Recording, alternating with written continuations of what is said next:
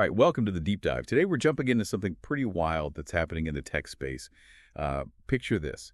Someone is literally, right now, manually folding a brand new Samsung Galaxy Z Fold 7 live on YouTube.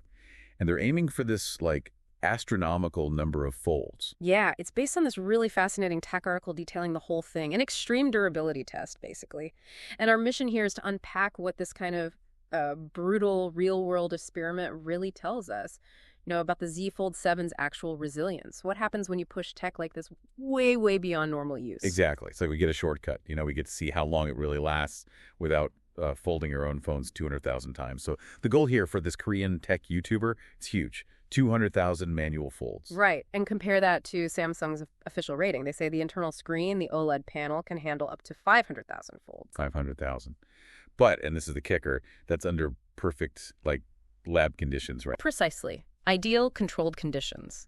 Which is why this manual test is so valuable. It's not ideal, it's messy. It gives you a much more realistic sense of how repeated folding, maybe slightly off angle, maybe with some dust, how that actually impacts the phone day to day. It's the kind of chaos labs just can't replicate. So, okay, let's track the journey. How did it start? What were the first signs? Well, early on, actually, things got interesting pretty quick, between, say, 6,000 and 10,000 folds. That's not very many, relatively speaking. No, not at all. And the YouTuber reported an unexpected reboot error. Just, boom, restarted. Okay. An early glitch. What came next? Then skip ahead to around 46,000 folds. A sound started, a distinct creaking from the hinge area. Creaking. Yeah, that's not what you want to hear from a, premium device like that, is it? Definitely not the intended soundtrack. And it didn't stop there. Around 75,000 folds. This is quite something. Go on. An unidentified liquid was apparently seen seeping from the hinge. Liquid? Seriously? Like oil or... Did the article say what it might be? It didn't specify, unfortunately, just observed liquid. Which is, that's a major eyebrow raiser, right? You'd think that's a critical failure point. You absolutely would. But okay, here's where it gets even more interesting, despite all that. The reboots, the creaking, the mystery liquid. It just kept going. It just kept going. Fast forward to 95,000 folds, and apparently everything seemed okay. Display fine, touch sensitivity fine, speakers working. Wow. Okay. And even at 100,000 folds, yeah, there was a slight crackling sound now, along with the creaking when opening and closing. But the main inner display, still functional, no flickering, no visible damage. Incredible. By 105,021 folds, screen still fully working. Though, as you'd probably expect, the crease itself had gotten noticeably deeper by then. Okay, so despite the drama, the core folding function is holding up remarkably well at this point. And, the original article actually anticipated this survival. It wasn't just random luck. Samsung made some real engineering changes. Ah, okay. Like what? Well, for one, the ultra-thin glass, the UTG layer. It's 50% thicker on the Fold 7, better shock absorption. Then there's this new high elastic adhesive they're using between the OLED layers. Supposedly offers 4 times the recovery performance. 4 times. Okay, that sounds significant. It is. And on top of that, there's a high-strength titanium plate backing the screen itself. So, they clearly designed it for more robustness. Right. Intentional upgrades. That thicker glass, the new adhesive, the titanium, it explains a lot about the screen's resilience. Yeah. But still, those early issues, the reboots, the sounds, the liquid, how do we square that with this underlying strength? That is the million-dollar question, isn't it? It sort of suggests maybe the core folding mechanism is incredibly tough, thanks to those upgrades. But perhaps some other maybe minor components or tolerances aren't quite as bulletproof under that kind of sustained, messy, manual stress. Or maybe it's just, variability in manufacturing or assembly. Hard to say from one test. Which brings us to where things stand now. Exactly. Let's get up to date. As of August 5th, 2025, the update is, this Galaxy Z Fold 7 has passed 180,000 manual folds. 180,000. Still going. Still going. Though the YouTuber did pause around 175,000 folds to report the latest significant development. And what was that? The phone's speaker stopped working. The speaker? Interesting. Not the hinge, not the display, but a speaker. Yeah.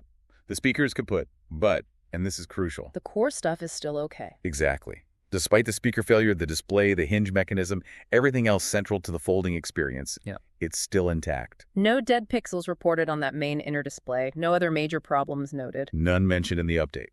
Just the speaker failure at 175K and a continuing past 180K folds otherwise. Wow.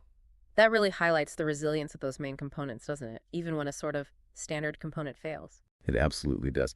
So if we try to connect this back to the bigger picture, what does this raise as an important question for you listening right now? I mean, what does all this actually mean for you as someone maybe using or thinking about foldable tech? Yeah, this kind of extreme test, it gives us a different perspective than those neat lab ratings. It makes you ask, right? How do you weigh this? A single component failure, the speaker, at 175,000 folds. How does that stack up against the main display and hinge surviving so much manual abuse? Especially when the official rating, under ideal conditions, is way higher at 500,000. It's a really good question. Does it suggest the engineering focus is just so intense on making the folding part survive that maybe other bits, the normal phone bits like a speaker, might actually be the weaker link under this specific kind of extreme continuous stress? It could suggest that, yeah. Or perhaps that particular speaker component just wasn't rated for that kind of repetitive physical shock, even indirectly through the hinge action. It definitely challenges what we think of as durability or longevity for these complex devices. It really does. It's not just about whether the screen cracks. It's about the whole package remaining functional. So what can we as users kind of infer from this about design priorities, about what truly lasts? Well, it seems to infer that Samsung's core folding pack, at least in this Fold 7 iteration with its upgrades, is impressively robust against physical folding stress, perhaps even more robust than some other standard components under these specific test conditions. Okay, so let's wrap up this deep dive then. We've basically followed this Galaxy Z Fold 7 through hell, manually speaking. We saw early reboots, then creaking sounds, then that weird liquid seepage. Then the crackling sounds joining in. Right, and finally a speaker giving out after 175,000 folds.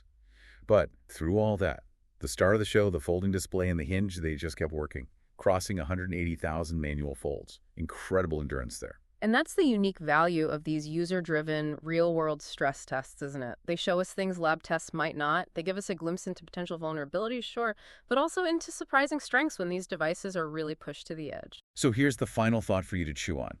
Thinking about this whole journey, does the main display and hinge surviving over 180,000 manual folds, even with the speaker breaking? Does that actually exceed your expectations for how tough a foldable could be? Or maybe does it make you rethink what you prioritize? Is a super durable screen the most important thing if other parts might fail sooner under extreme use? Yeah, what does this kind of extreme test suggest about where phone design is heading and, what kind of longevity do you really need from your tech every day? Something to think about.